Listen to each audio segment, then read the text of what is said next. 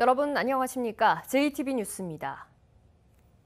연일 극심한 폭염이 지속되고 있습니다. 전북 전역에 여드레째 폭염특보가 내려진 가운데 전주와 익산, 순창과 남원, 정읍과 임실, 무주와 완주 등 8개 지역에는 폭염경보가, 나머지 지역엔 폭염주의보가 발효 중입니다. 낮 동안 전주와 익산이 35도까지 오르는 등 어제만큼 덥겠습니다. 더위 체감 지수는 대부분 위험 수준까지 치솟겠고 자외선 지수도 매우 나쁨 단계가 예상됩니다. 한동안 낮에는 폭염, 밤에는 열대야가 나타나는 날들이 많겠습니다. 되도록 야외 활동은 줄이고 충분한 수분 섭취가 필요합니다. 폭염 속에서 풀을 베던 노인이 열사병으로 숨졌습니다. 올여름 들어 전북에서 발생한 첫 온열 질환 사망 사고인데요. 온열 질환에는 여러 가지가 있지만 사망 위험이 큰 열사병은 특히 조심해야 합니다. 전조 증상 꼭 알아둬야겠습니다. 오정현 기자입니다. 폭염 경보가 내려진 지난 16일 오전 11시쯤 84살 정모 할아버지가 쓰러졌습니다. 땡볕 아래서 풀을 베다가 변을 당한 건데 병원으로 옮겨졌지만 결국 숨졌습니다. 잠깐 여기 올라와서 이렇게 쉬다가 전동차를 타는 과정에서 몸이 불편하시니까 좀 약간 누워 있는데 탈수 현상이 일어나가지고 정신을 잃은 것이죠. 사고 당시 이곳의 기온은 오전에 벌써 30도를 훌쩍 웃돌 정도로 불볕더위였습니다. 지금과 비슷한 상황이었는데 지열을 재보니까 54도가 기록됩니다. 온열 질환은 열사병, 열탈진, 열경련, 열실신이 있는데 문제는 이번 사고 같은 열사병입니다. 체온 유지 기능에 문제가 생기며 40도 이상 고열로 의식을 잃게 되고 적절한 치료가 뒤따르지 않으면 목숨까지 위험해서입니다. 전조 증상은 두통과 피로감, 메스꺼움, 갈증 등인데 참을 수 없을 정도라면 곧바로 병원으로 향해야 합니다. 특히 노년층은 세심한 주의가 필요합니다.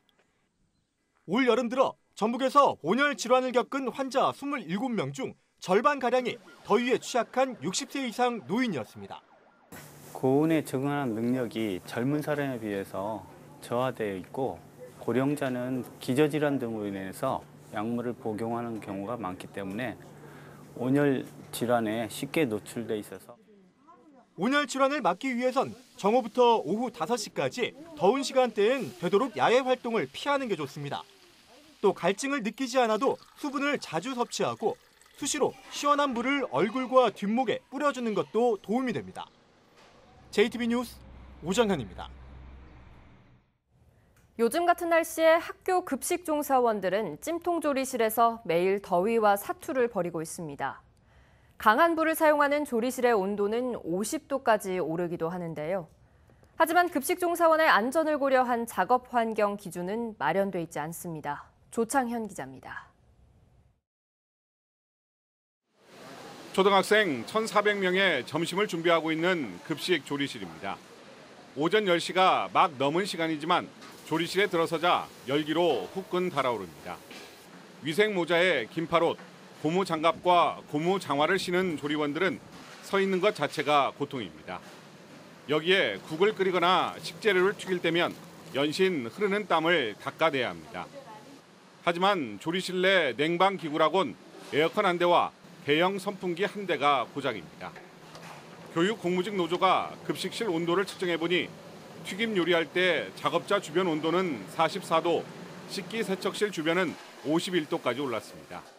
사우나가 필요 없죠. 그냥 줄줄 나고 이렇게 하고 옷을 갈아입고 또 배식을 해야 돼요. 옷에 막 땀이 다 절어있고 땀 냄새 나고. 실제로 지난달 말 대구에서는 부침 요리를 하던 조리 종사원 2명이 열탈진 증상을 호소해 병원 진료를 받기도 했습니다. 문제는 학생 식중독 예방을 위한 온도, 습도 관리 지침은 있지만 급식 노동자들의 안전을 고려한 작업 환경 기준은 없다는 것입니다. 그렇다 보니 고온으로 인해 위험 업무를 중단해야 하는 상황이 와도 대처할 매뉴얼이 마련되어 있지 않습니다. 찜통 조리실에 대한 비판이 거세지자 전북교육청은 대책 마련에 들어갔습니다. 앞으로 5년간 급식실 시설 확충과 냉난방기 공급에 500억 원을 투자할 계획입니다. 작년에도 약 10억 이상 예산을 투입해서 전체 학교에 냉난방기를 보급했고요. 올해도 또 추경 예산에 또 약 4억 이상 편성해서 지원할 예정으로 있습니다. 교육 공무직 노조는 시설 확충과 함께 폭염 대비 급식 노동자 안전기준 마련, 혹서기 권장 메뉴 선정 등 실질적인 대책 마련이 우선돼야 한다고 주장하고 있습니다. JTB 뉴스 조창현입니다.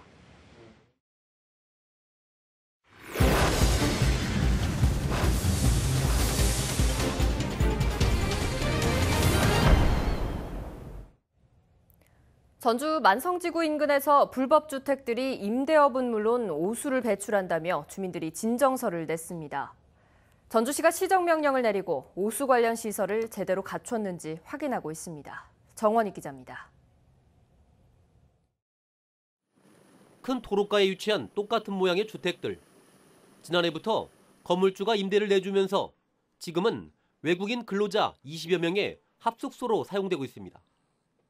그런데 3년 전 건물을 지을 당시 건축 허가만 받았을 뿐 아직까지 사용 승인을 받지 않은 것으로 드러났습니다. 불법 건물에서 임대업을 하는 셈입니다. 문화가 들려서 그런지 몰라도 밤이면 우통을 다 벗고 여기 나와서 길에 나와가지고 앉아있고 서있고 그러니까 부녀자들이 좀 위협을 느끼죠. 올 봄에는 집에서 나오는 오수를 인근 농경지에 배출하다 적발되기도 했습니다. 주민들이 항의하자 이번에는 빗물이 나가는 도로 옆 수로관으로 오수를 배출하고 있습니다. 원래는 오수관에다가 연결해야 되잖아요. 근데 우수관에다가 연결하면 안 되지 않습니까? 이게 또 불법이라고 생각합니다.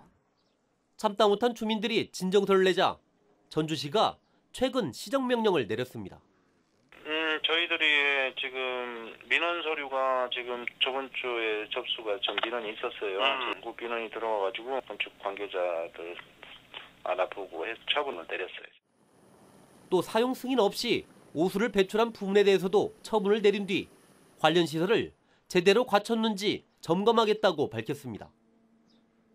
JTB 뉴스 정원익입니다. 한국잼 군산공장 폐쇄를 주도한 카오카잼 한국잼 사장이 다음 달에 군산을 방문합니다. 매각과 위탁 생산 등 새로운 활용 방안을 제시할지 관심이 모아지고 있습니다. 송창용 기자입니다. 지난해 11월 카오카잼 한국잼 사장이 군산을 방문했습니다.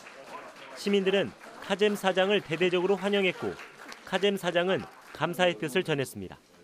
Appreciate the great efforts of the Gunsan people in collaborating and helping and to supporting our operations. 하지만 구조조정 전문가로 저승사자라는 별명을 갖고 있는 카잼 사장은 불과 석 달 만에 본색을 드러냈습니다. 군산 공장 폐쇄를 발표한 것입니다. 너무 그동안 도와준 데 대해서 고맙다. 그런데 우리가 그렇게 쉽게 철수하거나 하겠느냐. 카잼 사장이 다음 달에 다시 군산을 찾습니다. 새로 취임한 강임준 시장 등을 예방하기 위해서지만 군산 공장 향방에 대한 언급이 나올 수 있다는 점에서 관심을 모으고 있습니다. 전라북도와 군산시는 정부와 한국GM에 군산 공장 매각이나 임대를 요구하고 있지만 별다른 진전이 없는 상황입니다. GM 군산 공장 활용 방안에 대하여 신속하게 GM을 포함한 모든 이해 관계자와 적극 협의하기로 한 산업 경쟁력 강화 관계장관 회의 협의 사항이 조속히 이행하도록 정부와 GM 측에 촉구할 계획입니다. 몇몇 국내외 자동차 업체가 군산 공장 위탁 생산에 관심을 보이는 것으로 알려진 가운데 카잼 사장 방문으로 군산 공장 재가동이 가시화될지 주목됩니다. JTB 뉴스 송창용입니다. 군산에서 건조된 국내 첫 화학 방제선이 진수식을 마치고 본격적인 활동에 들어갈 예정입니다. 유독가스의 접근조차 어려웠던 해상 유해 화학 사고에 신속히 대처할 수 있게 됐습니다. 김진형 기자입니다. 지난 2014년 부산 인근 해역에서 화학물질을 가득 실은 화물선이 자동차 운반선과 충돌했습니다. 화물선은 곧바로 화염에 휩싸였지만 유독가스 때문에 접근이 어려워 무려 18시간이 지나도록 화재 진압에 속수무책이었습니다. 군산에서 건조된 국내 첫 화학 방제함 두 척이 본격적인 활동에 들어가면 이 같은 문제가 다소 해소될 전망입니다. 500톤 규모의 첫 화학 방제함에는 배안으로 유해가스가 유입되지 않도록 차단하는 시스템을 적용했습니다. 이 시스템 때문에 화학 방제함은 사고 선박에서 발생하는 유해가스로부터 방해를 받지 않고 사고 선박에 가까이 접근해 화재 진압과 인명 구조 등을 펼칠 수 있습니다. 화학물질을 적재한 선박의 사고가 발생했을 때 선박 가까이 접근해서 인명 구조를 한다거나 유출되는 배관의 밸브를 잠근다거나 하는 응급 조치를 하기 위해서 또 실시간으로 8개 유해가스를 감지하고 분석할 수 있는 장비를 탑재했고 제자리에서 360도 회전할 수도 있어 좁은 공간에서 효율적으로 방제 활동을 할 수 있습니다. 해양경찰청은 지난 5년 동안 13건의 유해 화학물질 사고가 발생한 울산과 여수 인근 해역에 화학 방제함을 우선 배치하기로 했습니다. 해양경찰은 이 같은 화학 방제선을 장기적으로 6척까지 늘려 운영한다는 방침입니다. 해경은 화학 방제함을 서해와 동해, 남해에 균형 있게 배치해 화학 유출 사고가 발생할 경우 신속히 투입할 계획입니다. JTB 뉴스 김진영입니다. 남원시가 9월부터 시내버스에 무료 와이파이 서비스를 제공합니다. 하반기 김제 지평선 학당이 개강했습니다. 주혜인 기자입니다. 남원시가 시내버스 정류장에 이어 시내버스 안에도 공공 와이파이를 설치합니다. 시내버스 내 공공 와이파이는 시범 운영 기간을 거쳐 9월부터 무료로 쓸 수 있습니다. 남원시는 전체 시내버스 43대 가운데 올해 20대, 내년에 나머지 22대에 공공 와이파이를 구축합니다. 공공 와이파이 구축을 통해서 우리 시민들의 정보 접근성이 높아지고 가계 통신비 부담이 줄어들 것으로 기대합니다. 김제 사랑장학재단이 하반기 지평선 학당을 개강하고 중고생 110여 명을 대상으로 방과 후 집중교육에 들어갔습니다. 하반기 지평선 학당에서는 오는 12월 중순까지 매주 4차례씩 서울 유명 학원 강사들이 직접 강의를 하게 됩니다.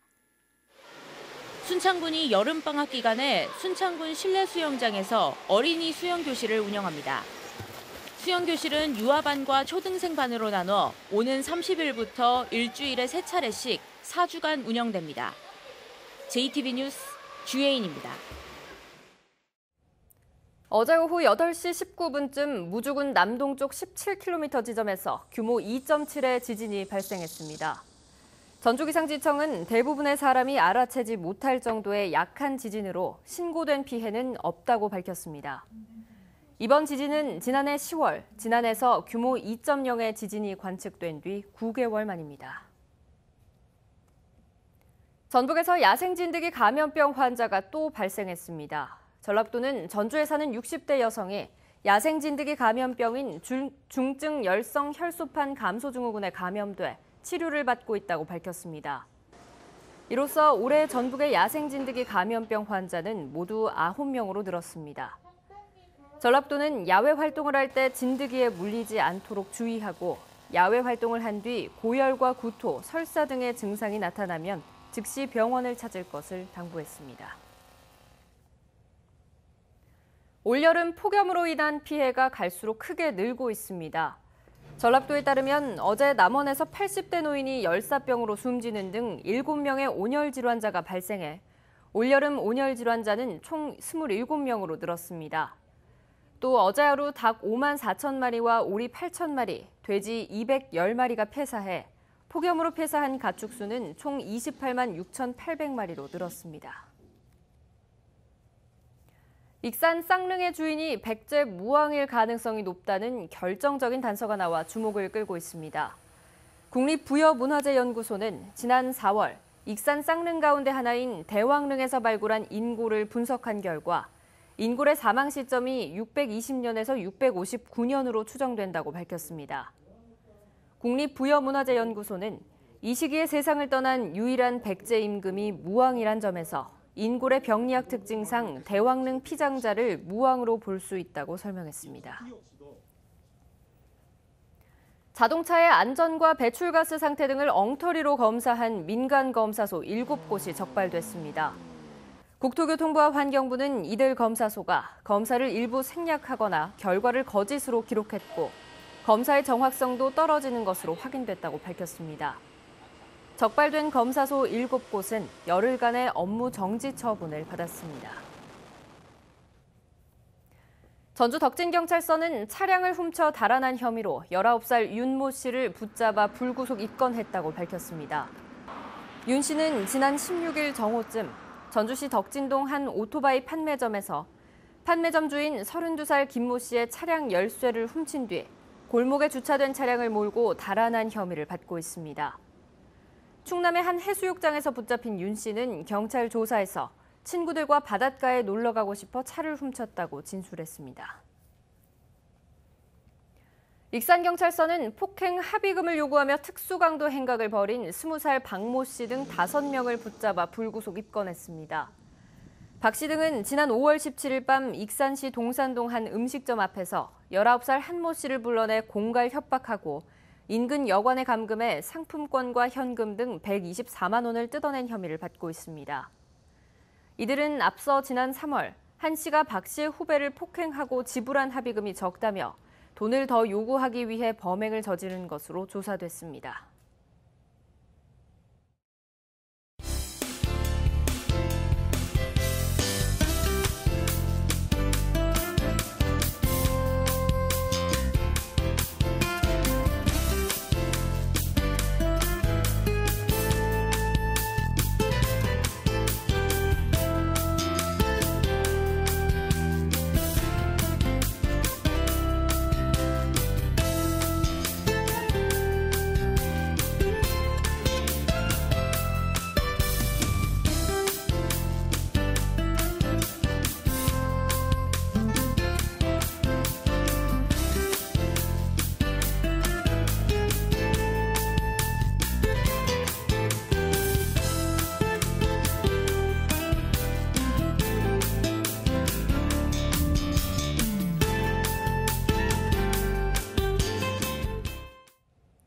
JTB 뉴스를 마칩니다. 여러분 고맙습니다.